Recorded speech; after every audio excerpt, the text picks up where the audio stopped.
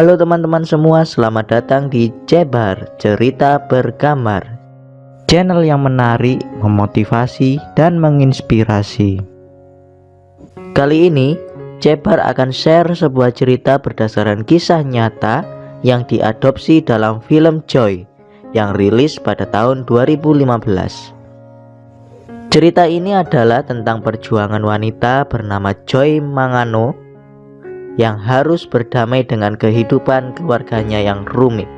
Dalam cerita ini, Joy mewakili para perempuan yang menolak membatasi kapabilitas dan kapasitas diri mereka. Tanpa basa-basi, langsung kita mulai aja cerita bergambarnya.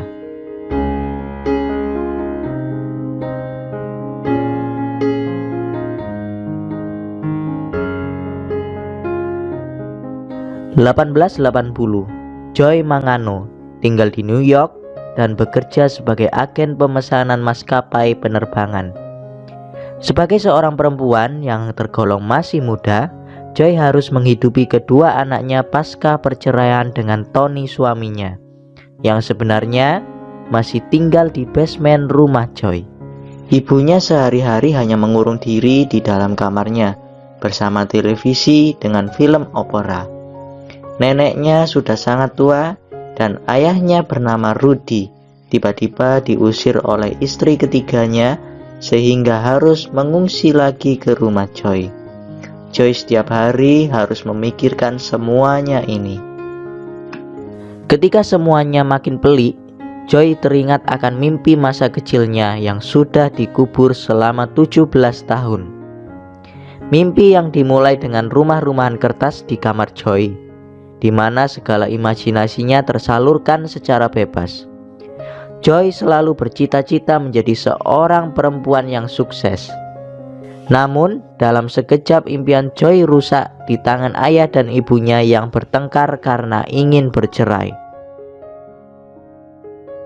Nenek Joy selalu memberikan semangat untuk Joy.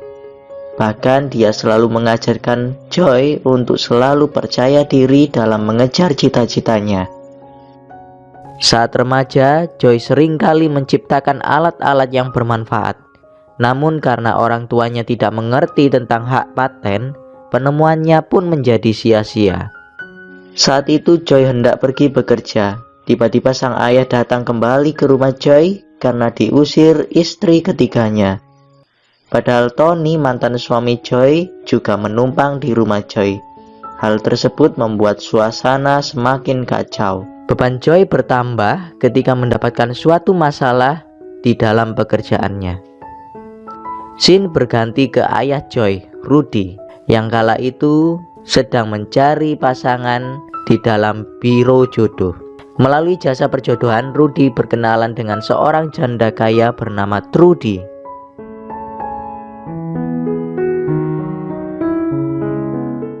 Cerita kembali kepada Joy.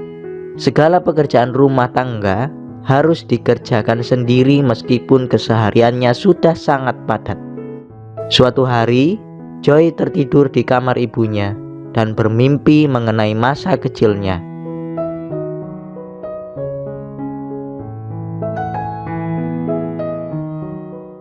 Joy terbangun dan mendengar suara bel berbunyi. Ketika pintu dibuka, ternyata adalah teman Joy yang bernama Jackie. Malam itu, Joy mencurahkan isi hatinya kepada Jackie. Jackie dan Joy mengenang kembali pertemuan mereka dengan Tony, di mana Tony adalah vokalis yang cukup populer di masa itu. Joy jatuh cinta dan menikah dengan Tony karena dia yakin Tony dapat membantunya menggapai cita-cita. Namun kenyataan dalam rumah tangga, mereka harus bercerai karena sifat Tony yang pemalas. Itulah realita dalam kehidupan Joy. Cerita beralih di mana Rudy dan Trudy berkencan bersama. Setelah berbincang cukup lama, malam itu Trudy mengundang seluruh keluarga Rudy untuk berlibur dengan kapal pesiar pribadinya. Terciptanya alat pel inovatif. Keesokan harinya, Joy bersama Tony datang berlibur dengan kapal pesiar Trudy. Saat itu, tanpa sengaja Joy menjatuhkan gelas kaca di lantai kapal. Alhasil, Joy harus membersihkan lantai dengan kain pel dan membuat tangannya terluka. Sesampainya di rumah, keluarga Joy membantu membersihkan lukanya.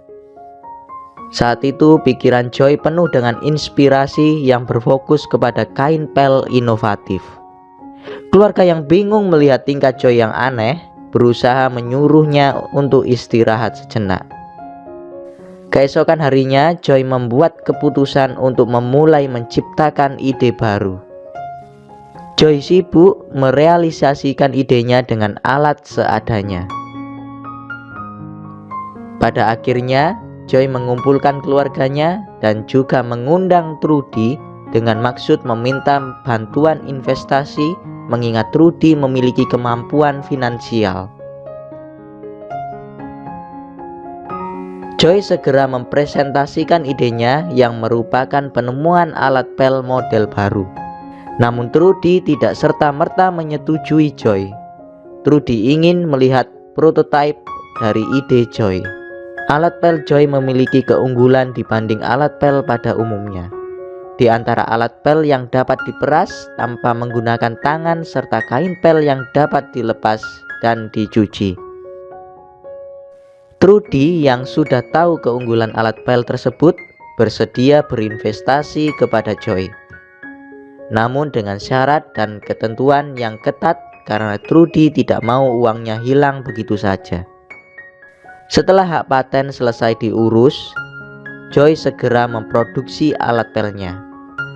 Dengan modal $50.000, Joy membuat kain pel dan merekrut banyak karyawan yang kebanyakan dari mereka adalah ibu rumah tangga. Setelah produksi selesai, Joy mulai memasarkan alat pelnya. Namun, banyak toko yang menolak Joy karena harga alat pel Joy lebih mahal, serta banyak toko yang sudah dikhususkan menjual alat pel merek lain. Segala upaya dilakukan Joy, namun nasib berkata lain. Tak ada satupun barang yang terjual. Bahkan Joy sempat diusir saat mempromosikan alat pelnya di depan supermarket. Tony datang membawa ide kepada Joy untuk memasarkan alat pelnya melalui kawan lamanya yang bekerja di retailer besar bernama KFC. Mereka pun bergegas pergi ke kantor KFC yang cukup jauh dari rumah Joy. Setelah sampai, mereka tidak langsung bisa meyakinkan orang-orang KFC.